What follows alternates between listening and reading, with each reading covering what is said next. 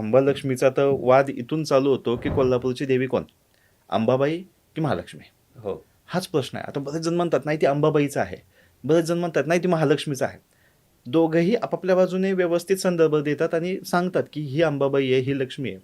मला त्या वादात नव्हतं पडायचं. असं म्हटलं जातं की 1980च्या आधी कोल्हापूरच्या देवीला अंबाबाईच म्हटलं जायचं.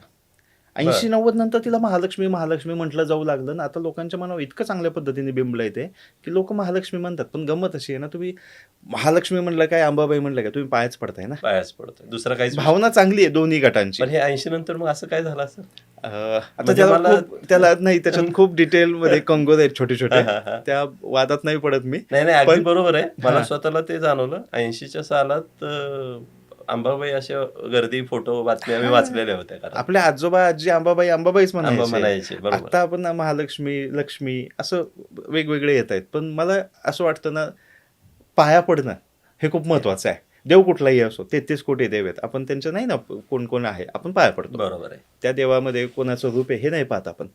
तर मला त्या वादात पडायचं नव्हतं. मग मला तिथे अंबाबाई आणि लक्ष्मी या दोघींची एक अशी गोष्ट लिहायची होती की जिथे लोकांना वाटेल कोल्हापूरची देवी अंबाबाई आहे, हे पुस्तक वाचा, तुम्हाला वाटेल अंबाबाई आहे. तुम्हाला वाटते लक्ष्मी आहे, हे पुस्तक वाचा, तुम्हाला कळेल ही लक्ष्मी पण आहे. बापरे, काय म्हणजे शब्दांचं तुम्ही जादू करून टाकले. वा.